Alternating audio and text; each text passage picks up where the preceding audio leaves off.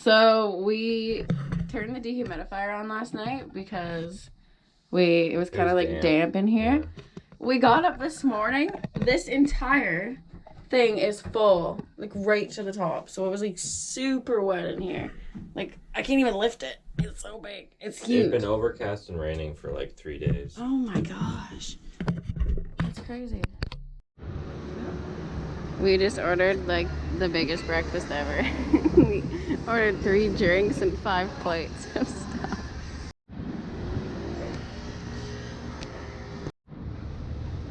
Breakfast round 1. I think we should have ordered stuff separately. Get Austin's hot dog.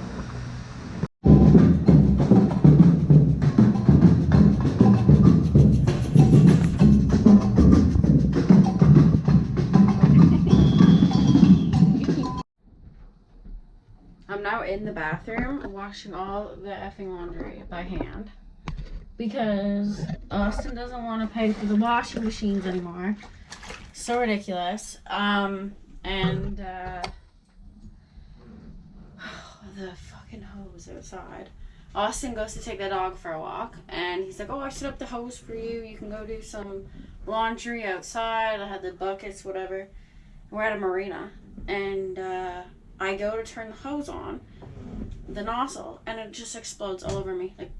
Like in my face, like a waterfall. Can't get it to shut off. I'm on the boat, and then I have to jump off the boat, spraying all over the place. I gotta run down the dock, go try to unplug it from the thing that it's hooked up to.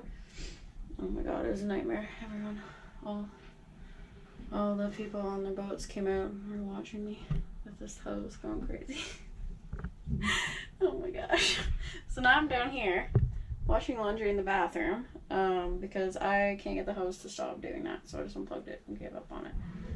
And I am never going to be doing laundry by hand again. I'll make him use the washing machine.